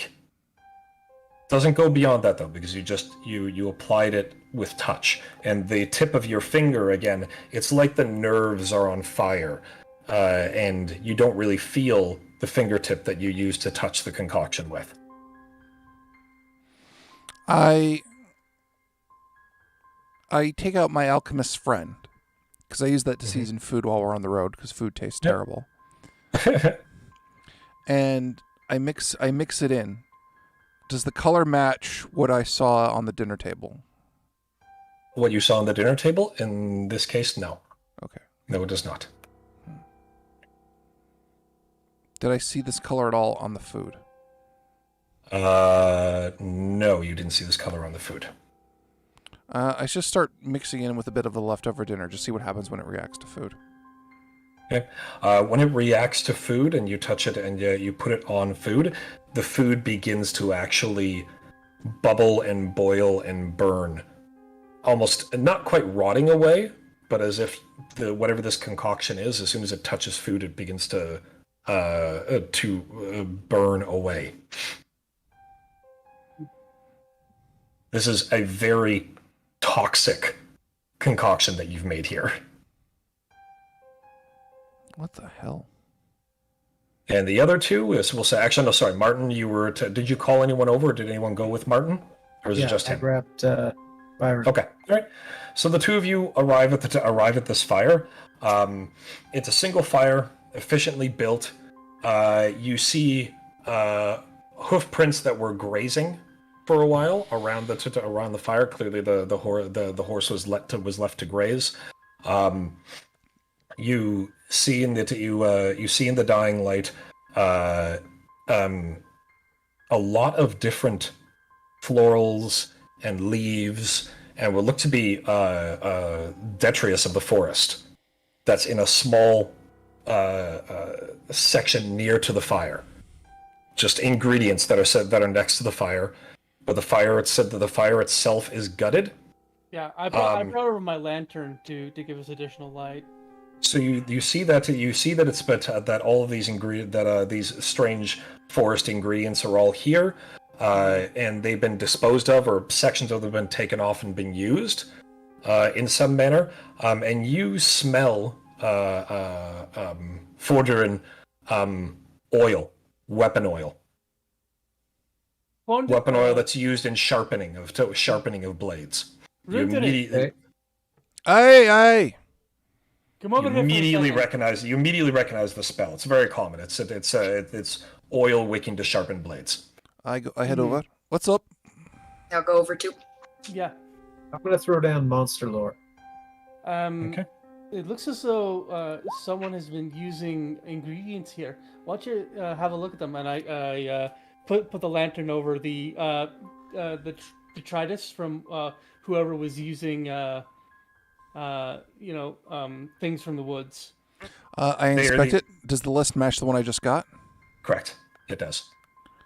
All right. Well, this is ironically enough, dear brother, I actually went into the woods myself and uncovered a similar ingredient list. It's quite a toxic formula, actually. It pretty much burns away food, leaves the body numb. Whoever's on the horse. Evan, with the 14. Oh, sorry. Yep. No. Sorry. Go Evan, ahead. with the 14. Yep. And the fact that we have blade oil, and the fact we have alchemical decoctions. Mm-hmm. The fact that I am old enough. Yep. Would a Witcher count under monster lore? For the purposes of this, yes, for all non-Witcher race people, they are viewed as monsters. Yes. So, and it's more, you recognize the ritual that's happening here. As opposed to, you don't really know what the ingredients do or what this strange decoction would be used for, but you see this ritual and it looks to your mind like what you hear a Witcher's preparations look like and entail. Oh, lovely. What is? We have a Oh, Christ. Get your coins so we can throw it at their head. I take a look at the, Hang on. I'll use the mating call of the Witcher. I shake a money bag. Yeah, the Witcher! Sorry, Byron, go ahead. You've heard the old... Oh, you first. I take a look at the boot prints from whoever was using this camp. So basically, human-sized. Human-sized. Human-sized. Human-sized. Right. And you look and you actually see that the horse's hoof prints lead away from the camp. The freshest hoof prints lead away. And you see a pair of humanoid footprints walking into the forest from this fire. So you didn't But the take horse was clearly let off of its bit and let to roam, while the Witcher went into the woods. Maybe we should go find this Witcher. Maybe he went to the mines and No is problem. doing a job for them with their missing children. Could very well be going in to try to kill the Sylvan. Alright, kids let's aren't go there. find the weirdo. All right, let's pack up our things back at our camp and we'll make our way in. Fucking hell, a I Witcher. took my satchel with me. I'm good to go. By the way, as we walk into the woods, I will keep shaking my coin purse going, here, Witcher. Come on out now, we got it for you. How's the old saying go? Silver for monsters, steel for humans, gold for the Witcher. Oh, sure. Here, Witcher. Woohoo! We got coin! And I got figurines that are horny! Okay. I need one of you play a to. game of Gwent. I need one of you to call high or low, please. Like You what? know what? You know what? Mike called this down. You call high or low, Mike. Low. Hey, all right. So all of it, as you move through the woods, you don't come across any other business. You don't come across any other humanoid tracks. You are able to make your way back to Aberhussil's Grove, and it's not midnight yet. It's still early in the evening, so it hasn't started playing yet. And he looks at all of you. Oh, welcome back, but where's my family? Where's my children? They're staying the night with their family just to say goodbye. You have a much bigger problem. Oh? What is that? No, we're working together. There's the possibility someone's called in a specialist to find the children. Really? The towns are actually thinking that I'm some kind of a threat now. I've been at peace with them for a very long. The towns, I would agree with. However, we never managed to speak with the dwarves in the mountain. Ah, I see. All right. Considering they would have gold, no offense, they could have called in a witcher. Damn. That is why we're here. We can talk to witchers. All right. Okay.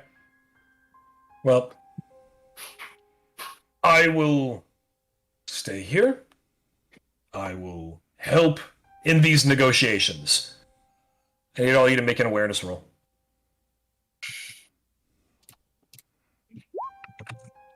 13. I rolled another 1. That's great. That's super. Rerolling 10. Oof. One as well. 25. I am picking the wrong dice.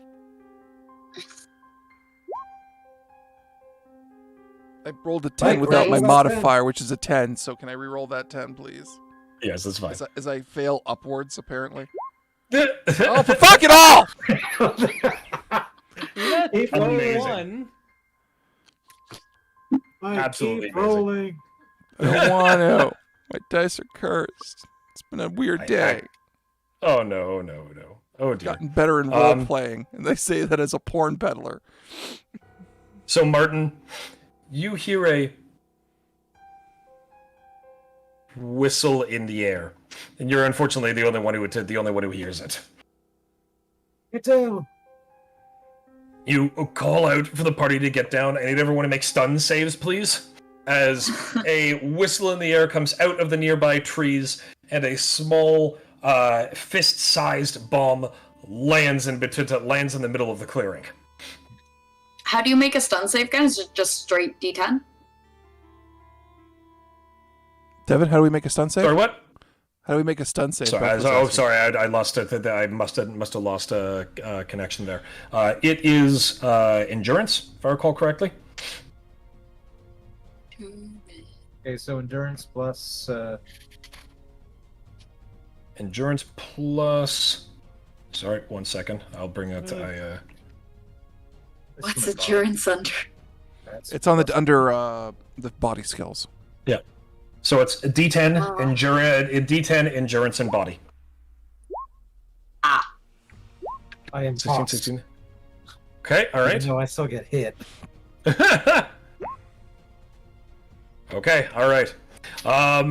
So we have Martin and Martin and Fordrin. The center you as a fist-sized bomb lands in the middle of the clearing, explodes, letting out a blinding white light as a salmon bomb explodes in the clearing. You hear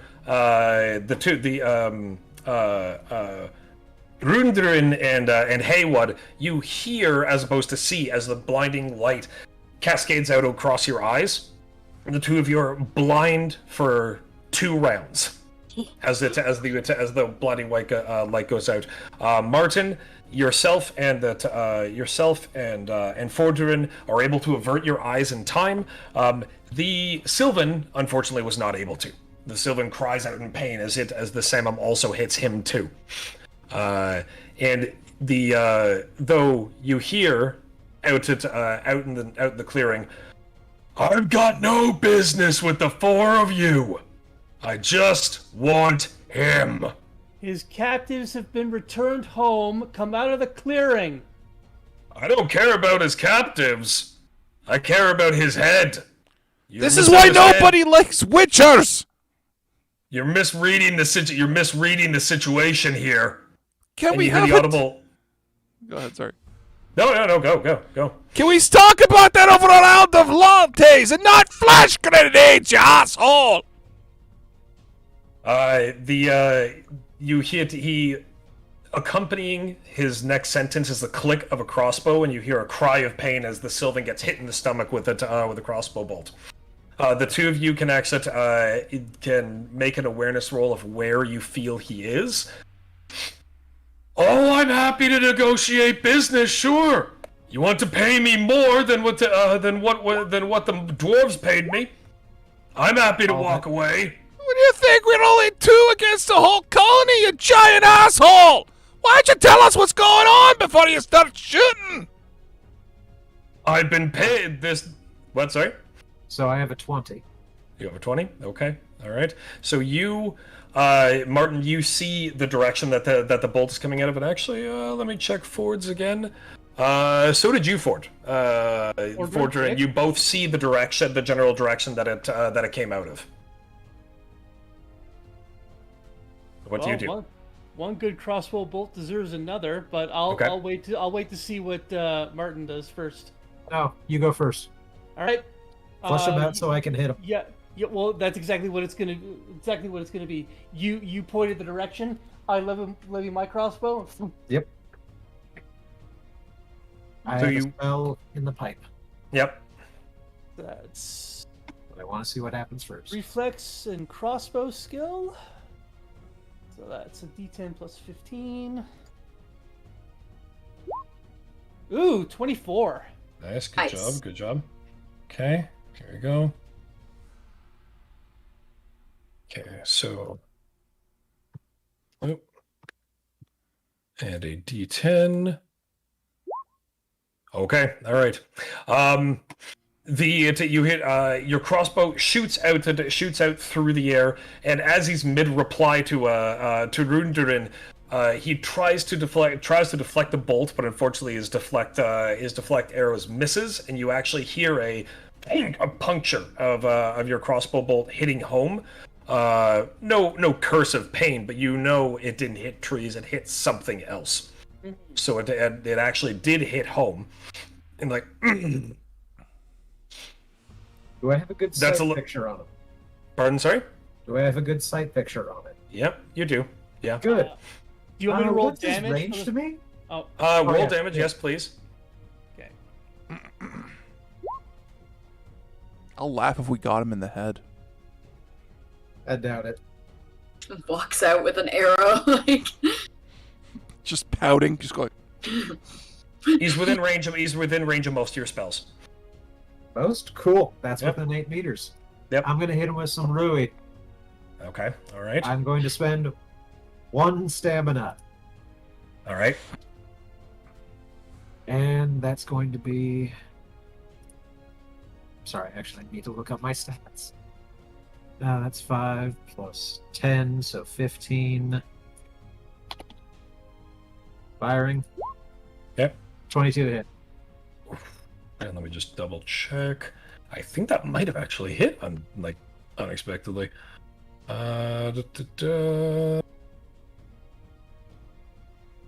It does actually. No, actually, sorry. He does have. I need to roll this dodge. Yep. Okay, so. No, that is just dodges out of the way of it. So you Yeah. hear the crossbow. Your spell cascades out shards of ice moving through the air, but you hear it hit and fractal out on a nearby tree as he tumbles out of the way in the general away from the area of the Fair. spell. Rui isn't the shards though. That's Rui is just encasing a target. On Encasing a the block of ice. target. Oh, yes, So yeah, there's okay, a all right, tree yeah. over there that's really cold. Really cool. Yes, it's true. All right. Did you want to roll hit location for where I actually ended up hitting him? Yeah. Okay. Right. Man, Left you leg. shot him in the dick. Left leg. I got him in the left leg. Okay. Yep. Okay. All right. So that's one round. You hear him tumble and come to rest. I'm like, well, they paid me 1,000. Pay me more than 1,000. I might be tempted to walk away. Otherwise, Will you accept an exchange in figurines of nude women of a similar value? no, because the coin that I receive from the dwarves will get me non-figurine nude women of probably, well, to be fair, maybe lesser value, but nude nonetheless. Ah, but my figurines can be instructional and show you how to make good love. How about how about a non-figurine live nude dwarf? Not to my taste, actually. Now Sorry. you're just being a speciesist. All right, here we go. He rolls out of cover and comes into the clearing, charging directly at Martin. He makes a quick gesture with his hands, and a gout of flame bursts out of his hands. You can make a dodge roll if you I'm want. making that dodge. Okay. Am I still? Yeah, I'm still blind too, right? Then at the end of this round. So Byron has an action, Martin has an action, and then both of you are seeing again. 17. Yeah.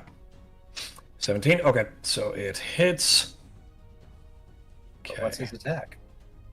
His attack was Igni. I know. What's his roll?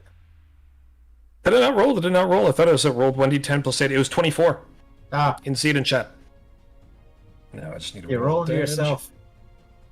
Yeah, I rolled it. Give me a second. Steel sword. Gear. Okay, alright. This is going to be D66. There. Yep. There we go. And what's the hit location? You can roll that for yourself. 18, so Fucking witchers, I swear to God. So that's a damage roll. how do I 19. roll hit location? It Spidey to is- Witcher how we wanted this to go, guys. Not gonna lie, if we win and we just kick his ass, that would kind of cap this off nicely. Devin, Okay. hit location. Yep. How do I roll? I'll roll it. I'll roll it. So if you don't know. No worries. Yep. Okay. I'm gonna try rolling persuasion on my next turn. Right arm. 16 armor and fire resistance. Oh, okay. All right. There you go. So I take all of. Do I take damage? I don't believe you do. If you you have got- 16 armor. 16 armor, and I have. Oh, the armor is fire resistant. Yeah. Which I think gives you an additional 1. So then you take 2 damage. Okay, 2 damage. Yep. I'm okay with Yep. 2 damage. Yeah. All right. So Martin and Right on. yeah. So you know how much it is to pay him off. Yeah, we ain't doing that. Okay. Go ahead. Well, to either one of you, whichever one of you wants to go first. Who? Please. Oh, me? Okay. Yeah. I will pull up my axe and swing at the Witcher. Okay. All right. That's another D10 plus 15. Ah, I missed there. Okay, all right. Yeah, because his parry base is 18, so it's gonna Yeah, that would beat you regardless. Yeah, he knocked me away. Yeah, knocked you away, riposted you away. Martin. Okay. Here's hit him with Rui again. Okay. Just get that number. Order. Firing. 23. Nice. Nice. Okay. No, you actually hit him. How That's many roll for good. rounds? Rounds. I'm about to. Yeah. 0. So 3, 2. 4 rounds. Okay. All right. So at the end of this round, your eyes begin to see clearly again. The blindness passes. And the Sylvan is starting to grunt and try to lift his bulk. He's still coming to from the shock of everything that's happened. And the four of you now stand surrounding the Witcher, who's actually in a block of ice, which I was not expecting. I was expecting to fail that dodge roll. Is he stuck in there? He's stuck in the ice. Yes. Let's Can he try. speak? Yep. He can. Let's. I have a slight plan to get this down from violence if people are open for that. Are we all okay with that? I don't want to The override reason the I put him group's- in ice. Okay, cool. Here we go. I'm going to make a business roll. Hey. I will not be selling him porn figures just in case anyone judges me harshly for it. Sam, I don't care if you got a post-it note that says doubt on it. Okay. Go ahead. All right, one sec. I got to get my business skill up. So it's 10 plus 15. All right.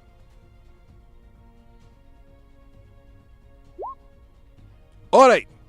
Okay. Mr. Witcher, sir. Okay. While we cannot in any way match or surpass the 1,000 gold that you would have gotten for profit, we can, however, mitigate the loss you will incur on this journey on medical expenses to restore yourself to full health by encountering us through a reasonable negotiation of situations in a unbiased location away from the target if you are willing. And we can compensate you for the medical expenses you've incurred up to this point to justify your time away. Also, I do know that Witchers require specialized chemical reagents that I am happy to resupply as an alchemist to mitigate that cost, thus only delaying your inevitable assault. Is that a fair compromise? Financially. Considering my notes, your DC for the business was 21. Hey. He looks at you, looks at the Sylvan.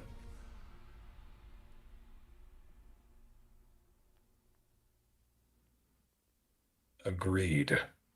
Alrighty. Let's drag him out. Come on. Let's pick him up. Right, off we go. Just a bunch of dwarves are pushing this block of ice Witcher. Pushing the Witcher Good in the question. ice cube. What's Yep. his medallion? His medallion is a snake. Hence his advanced alchemy skill. On one hand, killing a Witcher is never a good idea because always having another Witcher is the best idea. On the other hand, it is the snake school. They can go fuck themselves. It's bad luck to kill a Witcher. Everyone knows that. No, it's bad luck to kill the Witcher who's on the job. He's no longer on the job. All right. What is your alternative for leaving that relic alive? Oh, well, this is a temporary truce for negotiation purposes. Are we out of the woods now? You are out of the woods. Okay. Alright, pale boy. What the hell's the deal with what's actually going on in the woods, you jackass? Yeah, I'd like to know the other side of the story. What do you mean? Well, you said you had more to Provide say. a fourth. You said we misread the situation. What do you think our interpretation of events are, and what do you think they are? We are opening negotiations by first assessing the value of... Just tell us what you know, you jackass! Tell you what, I'll make it sweeter. I know healing magic. All If I heal right. you, you tell me. the towns don't particularly like each other. Mm-hmm. The Sylvan himself is trying to expedite and get the towns to leave the area, in particular the mining operation, I imagine. The mining operation requires the forests to be cut down, for wood is needed for fires to fuel the mining operation. He, in my estimation, wants the towns to turn on each other eventually, and leave the area because if he is not discovered, or if they don't know that he exists, then the towns will eventually start to believe that it's each other that will turn on them. So when you inform the towns of this, the dwarven camp decided to sack it and burn it back to the gates of hell? I said that there was a possibility that the Sylvan was keeping the children there for a longer period of time in an attempt to get them to turn on each other, yes. The dwarves didn't take too kindly to that, because one of the dwarves' sons was taken by this creature. True, but we already resolved the situation without it going to violence. All the children have been returned to their respective homes. I'm not aware of that. When Well, did now that you know. happen? This is the advantage of talking. I was likely hired to do my job before that even occurred. Well, you may wish to. Sorry, go ahead, Brandon. And I actually said that before after you threw the bomb. Sir, the children had been released and sent back to their homes, so you had no reason. I have every reason. I am getting paid to return the head of the Sylvan, but Have you been paid yet? not yet. Were you Well, paid up front then- to complete the deal? I was paid half up front. All right. Well, Do you want to go back and reassess the priorities of your contractor, considering that the children have been returned? Considering the circumstances you now know have changed? All right. I'll go talk to the dwarves again. Okay. Now, before you go, I said I would compensate you alchemically as well as financially for your injuries, because that was the terms of the deal, correct? Mm-hmm. All right. Yes. What you need? He provides you with a list as it is, like, come, walk with me as we return to town. We'll come to an understanding. You realize that this is only going to happen again, as long as the mining company stays here. The Sylvan will continue to be a problem. Maybe the mining company should leave. It's not my business. So it's not my business what the other dwarves do.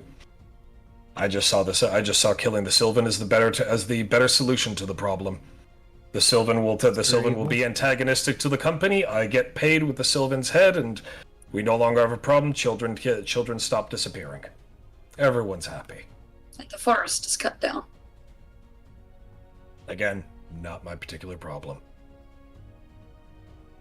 Just understand what you're starting here, and what you're allowing to continue. You guys okay with that? He's not harming them. No, but what he's doing will eventually cause the towns to harm themselves. Well, then they should be educated on the subject matter and informed so they can make an informed decision as consumers. That's good economics. Shady capitalism hides the terms of the situation from the consumer, and then you're just gaslighting the fuckers. That creates unreliable business practices, poor standards of health for workers, and now this is just becoming a huge dig at Jeffrey Bezos. But still, here we are. Oh, Martin, what were you trying to say there? The Witcher has a point. So, We need to do proper negotiations. Sit down with both sides and understand each other. Well, technically all Otherwise- 4 sides, but yeah. All That's- sides. That's what needs to happen. Towns need to sit together. The mining company needs to sit together. The Sylvan needs to come in too. So with that, not having killed the satyr, and with an uncertain future ahead for all 3 towns and the satyr and the fate of the Alderwood in balance, you return to the Bartok's Crossing to begin negotiations and see what the future holds. But that's another story for another time. For now, this story has come to an end, and rather unexpectedly, because of the failure of a single roll on my part. Sometimes it's all it needs. Sometimes that's all that's needed. Just a single failure of a roll. Like, all right, well, there goes the antagonist. Okay. At least he's still alive. Look at it this way, Devin. If it was one of our more antagonistic games, we'd have beaten him back to death. It would have, yes. It If this was a Death Watch game, he would have been wiped off the map on that exactly. roll. Okay. All right. Had it been that way, it would have been steel for humans, silver for monsters, and boot heels for the Witcher. Boot heels for the Witcher. Toss a boot to the Witcher. I think, Scott, as we negotiate, I'm just going to ask you to give me a frosty drink, and I'm just going to drink it slowly in front of him. Just go. Fantastic. All right, well, thank you to all legions, new and old fans, tuning in. This has been the August D20 live stream for the Witcher tabletop RPG. My name is Devin, been your storyteller for this session, and players starting with Byron. Before we do announcements, yes. Yep. Hi guys, I'm your Dwarven Man-at-Arms Forndurin. I'm happy to be here with the Witcher session. And Mike. Mike, I was playing Rundarin Porn Distributor. Porn Smuggler. Porn Distributor, Porn Smuggler. Yep. And Beth. Hey, I'm Beth. I was playing Hey, what you doing? The Dwarven Bard. And Scott, and then we'll go to announcements. I've been Scott, and I was playing Martin, the Elven Mage. All right. Go ahead, Mike. L5R Season 2, Episode 3 will be going live not this Sunday, not today, but next week, Sunday, for those of you who will be missing us because we won't be back on. And we will return, I believe, Sam, the following week with the conclusion of, hopefully, the first season of Dr. Terawatt's lovely 5th edition game that he is running for us, which has gradually escalated into a I have the date right, into a huge political rebellion. So please come out and join us and follow us whenever you can. Fantastic. Thank you, everyone, for the August live stream, and thank you for joining us. Looking forward to the next time. Bye.